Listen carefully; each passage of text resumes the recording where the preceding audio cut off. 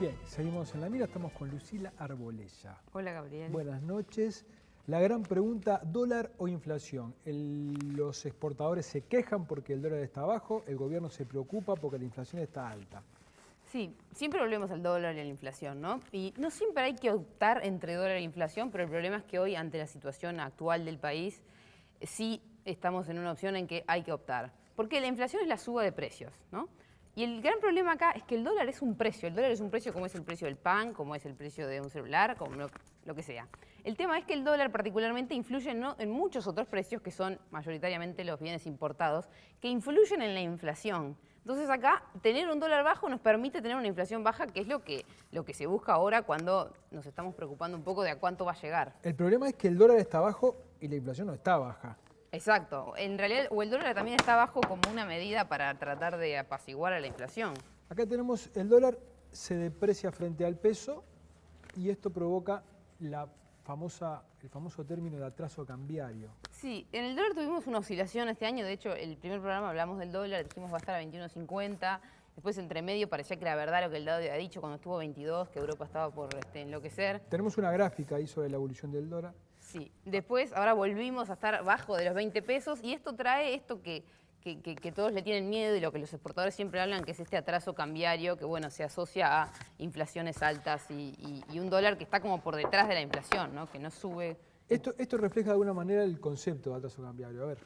Esto es lo que se llama un tipo de cambio bilateral. Se compara, este particularmente es un indicador de la capacidad de competencia de Uruguay, porque acá están medidos los precios del IPC en Brasil y acá los precios del IPC en Uruguay, entonces lo que mide es, bueno, cuán competitivos son los productores brasileños y los productores uruguayos en términos de sus costos, donde 100 es, bueno, estamos iguales, pero cuando es 88 quiere decir que ellos están más baratos, porque estamos hablando de que este cociente es más barato, entonces estamos hablando de que uno de los grandes competidores, que además, digo, tiene mucho más escala y mucho más capacidad de nosotros, está hoy mucho más barato. Un poco, ¿por qué?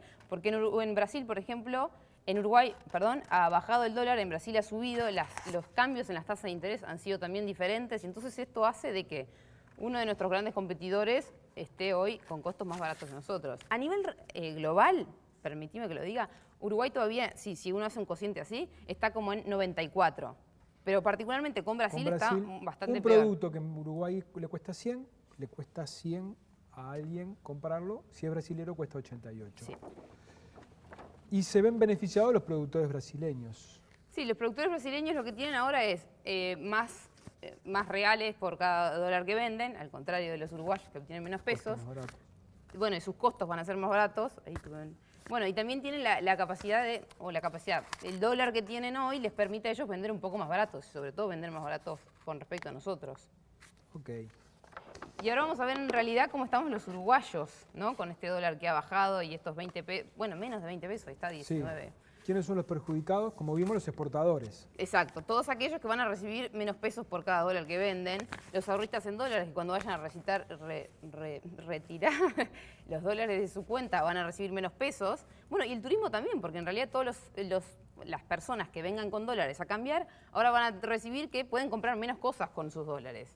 Y los beneficiados, sí, también los deudores en dólares y bueno, y los importadores que ahora es más barato, ¿no? Pueden comprar un poco más barato. O los que compramos productos importados. Y llegamos a la inflación, el otro asunto. También tenemos una gráfica donde podemos ver la evolución de la inflación. ¿Qué puede hacer el gobierno? Bueno, el gobierno puede hacer varias cosas, pero antes permitime que te comente un poquito la gráfica. Eso es lo que se llama la inflación acumulada 12 meses, ¿no? Hoy estamos midiendo, la última mide septiembre a septiembre anterior, ¿no? Que estamos en 8,6%.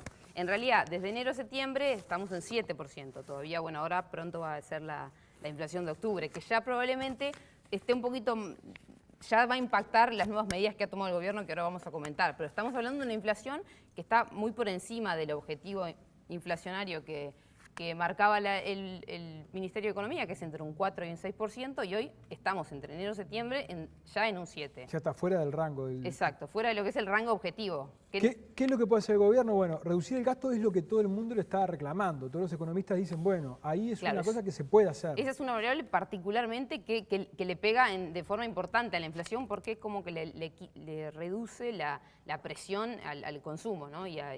bueno, y a estos precios que evolucionan. Aumentar las tasas de interés lo ha hecho, lo ha venido haciendo. Sí, de hecho acaba de aumentar la tasa de interés, está en 9 ahora. Brasil, por ejemplo, hizo lo contrario, bajó un poquito su tasa.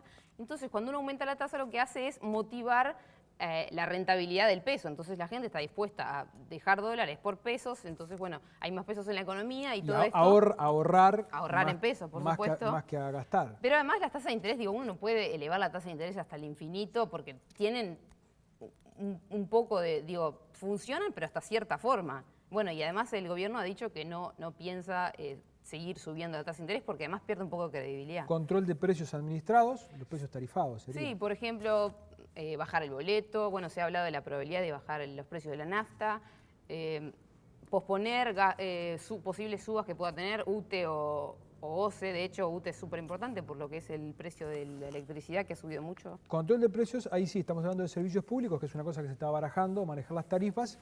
Y lo que ha hecho el gobierno no es un control de precios, sino que ha hablado con los comerciantes. Sí, se ha hecho un acuerdo con supermercados, más o menos esto va a estar en 300 supermercados del país, donde hay 200 artículos que son 75 bienes. ¿Por qué un poco menos? Porque hay varios artículos que son, por ejemplo, el mismo bien.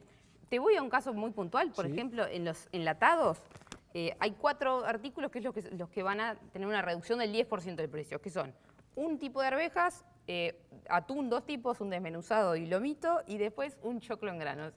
Pero uno va a la góndola y no es que todos los choclos tienen 10% menos, no, va a haber un choclo de una marca en particular que es el que va a tener el 10% menos. Esta es una de las medidas, por lo menos hasta diciembre, en que se tiene que lograr una inflación anual que más o menos, no efectivamente, no tiene por qué caer dentro de la banda, dentro del rango objetivo, pero por lo menos que no siga subiendo. Esta es una de las medidas. Bueno, ¿y esto por qué de este dólar un poco bajo? Bueno, porque más allá de lo que haga el gobierno, el dólar es americano, ¿no? Entonces, la política que toma el gobierno de Estados Unidos sobre el dólar influencia mucho, y la política que está tomando, por ejemplo, tienen tasas casi cero. Entonces, esto ha motivado a la tenencia a llenar de dólares el mercado, digamos, entonces eso lleva una presión a la baja en países como el nuestro.